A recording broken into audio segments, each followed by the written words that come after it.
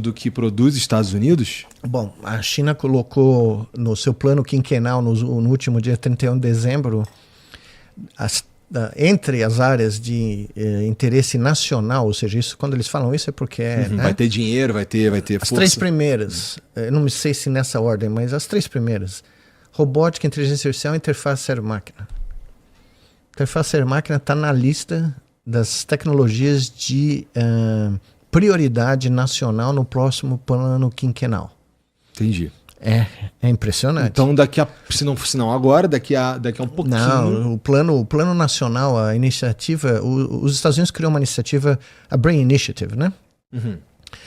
Curiosamente, a coisa mais importante que saiu do Brain Initiative do ponto de vista humanístico foi a nossa demonstração na Copa do Mundo, cujo trabalho básico foi feito nos Estados Unidos, né? Quando a gente fez o exoesqueleto aqui, foi feito no Brasil. Mas tudo quem pagou o desenvolvimento da interface cérebro-máquina foi o governo federal americano, né? O dinheiro do taxpayer americano.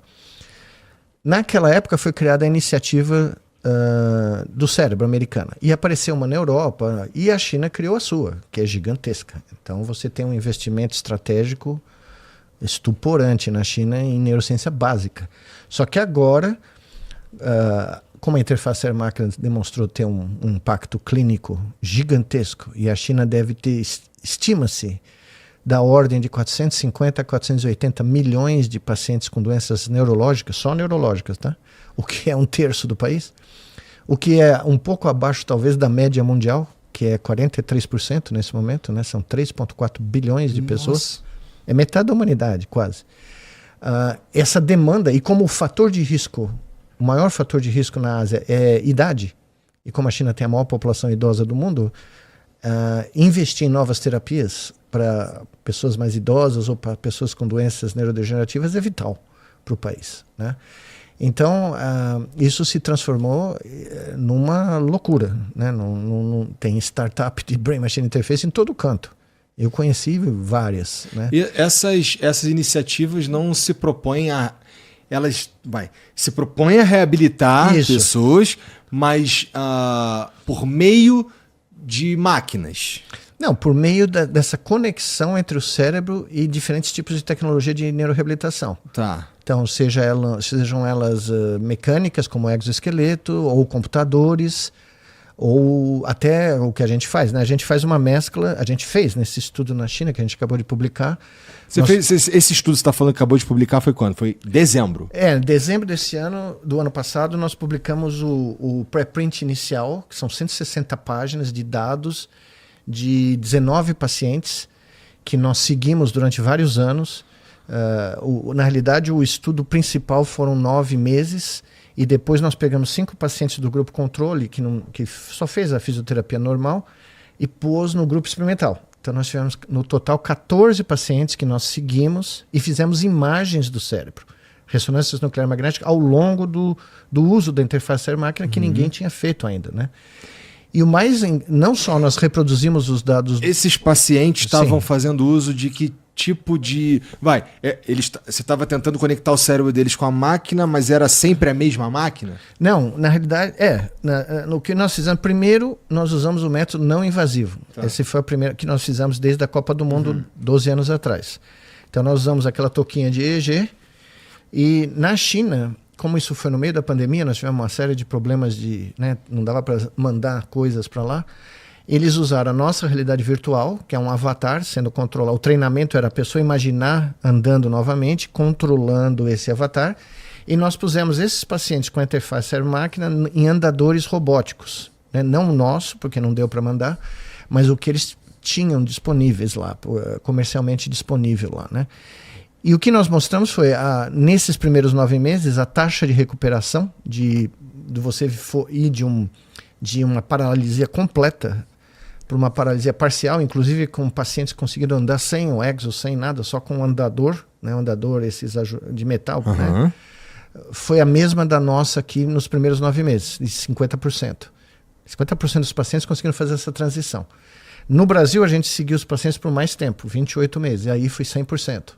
Mas na China nós só tivemos 9 meses, né? E aí o que foi mais interessante foi a gente notar que nesse subgrupo que faz a transição, O cérebro que vinha atrofiando, porque depois de uma lesão medular, o córtex começa a perder volume, né? Começa a perder espessura. O treinamento conseguiu reverter essa redução essa atrofia cortical. Nunca ninguém tinha mostrado isso com a interface cérebro-máquina.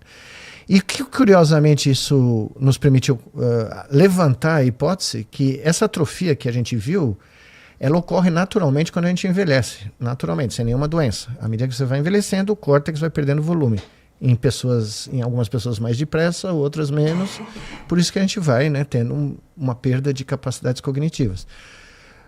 Havia uma teoria, há uns 15 anos atrás, de que a lesão medular podia acelerar esse processo. E a gente viu evidências que suportam essa teoria. Tá. Claro que não é a prova definitiva, mas muito sugestiva.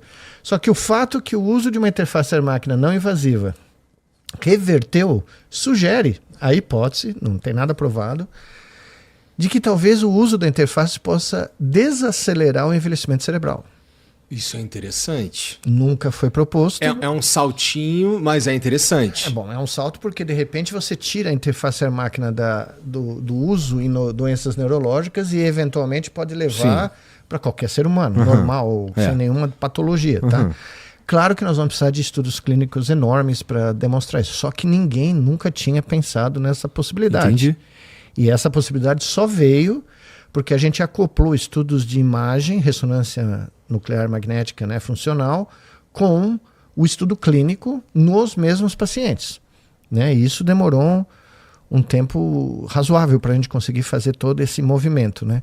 E agora, evidentemente, a gente quer ampliar, quer criar estudos mais com um número de pacientes muito maior, não só em pacientes com lesão medular, mas estudar em outras doenças, porque essa atrofia também ocorre em Alzheimer, em demência, em doença de Parkinson, em outras coisas, né? Epilepsia crônica. Então nós vamos ampliar o escopo do uso dos nossos protocolos para uma série de outras doenças, mas também eu estou agora negociando a possibilidade de fazer um estudo clínico de envelhecimento, de ver se o uso da interface cérebro-cônica durante um período razoável, e é não invasivo, é muito simples de usar, muito fácil de usar. Isso funciona, assim, se disse, ainda não tem nada provado, isso daí é apenas olha, se isso aqui funciona assim, talvez funcione assado. Isso, é uma conjectura. Isso. Se funcionar assado, a gente está falando de entre aspas, uma fisioterapia, que é o cara ir usando aquela parada com frequência para não perder o tônus. E curiosamente surgiu um estudo, eu ainda não li ele inteiro, mas logo depois que a gente publicou, não deu tempo de... né, nem deles citarem a gente, nem a gente citá-los, porque eles publicaram depois, mostrando que em pacientes que estão envelhecendo, se você fizer um programa de treinamento cognitivo, só de mentalização, se eu não me engano, são cálculos matemáticos de cabeça, resolver problemas mais complexos mentalmente, eles notaram uma desaceleração da atrofia. Ou seja, de repente apareceram dois trabalhos que falam, sem nenhum saber do outro, estão convergindo na mesma teoria. Tem vários pontos fundamentais. Primeiro, com esse trabalho, nós começamos a acabar com a Neuralink, né? Porque se você pode ter o resultado sem entrar no cérebro, para que você vai furar o cérebro? E como o cara já desistiu de Marte, já desistiu do carro elétrico. Calma, não desistiu não, desistiu do carro elétrico, do buraco lá de Las Vegas, que tá virando... Você viu? Ele desistiu mesmo desse? Tem um buraco lá. Eu tô ligado nesse, eu achava legal essa ideia. Não, mas virou resort de rato lá. A prefeitura de Las Vegas está desesperada para tentar ver o que vai fazer com o buraco, né? Eu só tô avisando ele que é melhor ele já começar a ir preparando o post dele de desistir de neuroscience, porque, né? Se nós tivermos certo, qual é o ponto? Se você usa... E agora estão surgindo tecnologias novas, não invasivas, extremamente interessantes. Tem gente agora tentando registrar a atividade elétrica por ultrassom, né? Um sistema de ultrassom, que você não precisa pôr nada dentro do cérebro. O que vocês fazem hoje é por meio de eletrodo. Esses eletrodos no couro cabeludo, que é o EEG, eletroencefalografia tradicional. Mas nós estamos começando a investigar a possibilidade de usar outros métodos não invasivos que estão surgindo. Você está tomando cuidado de ir só nos não invasivos, é isso? É sim. Eu sei, eu criei um método invasivo e eu sei para que ele serve. Para estudar o cérebro em animais é a coisa mais adequada, apropriada, porque te dá uma resolução muito maior. E em certas doenças, num número muito restrito, não vai ter saída, você vai ter que fazer. Todavia, não é a panaceia que esses caras tentam vender. Entendi. E também não tem como, não escala. Não escala? Não escala porque... Como é que... Nós estamos falando de 3,4 bilhões de pessoas. Sim. Como é que você vai operar todo esse povo? Não tem como. Dá. Não tem neurocirurgião no mundo, não tem sala, não tem hospital. O que é completamente diferente da capacidade de pôr um negócio na cabeça. Por uma touca de natação, que você pode fabricar milhões a um custo muito baixo. Sim, né? sim. E ponto de vista de negócio, era aí que o Elon Musk devia estar investindo. Mas ele é uma farsa. Eu preciso avisar o Sérgio que ele é uma farsa completa. Porque... Veja, ontem ele desistiu de Marte, que todo mundo sabia que era... Né, quando ele ganhou o contrato do governo americano para ir para Marte, bilhões, ele ia por um foguete que ia levar 100 e poucas toneladas, 150, 170 toneladas para a órbita. Ele nunca passou de 30. E agora ele disse que não dá. Então é uma redução de 80%, 70%, 80% do payload para ir para cima.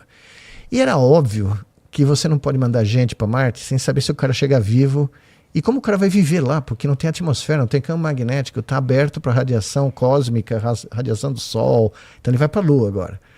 A Lua é mais tranquilo. É aqui do lado. Faz só 50 anos que eles estão tentando ir. Agora, divertido vai ser se os chinesinhos chegarem lá primeiro, entendeu? Porque eles vão agora, em 2030.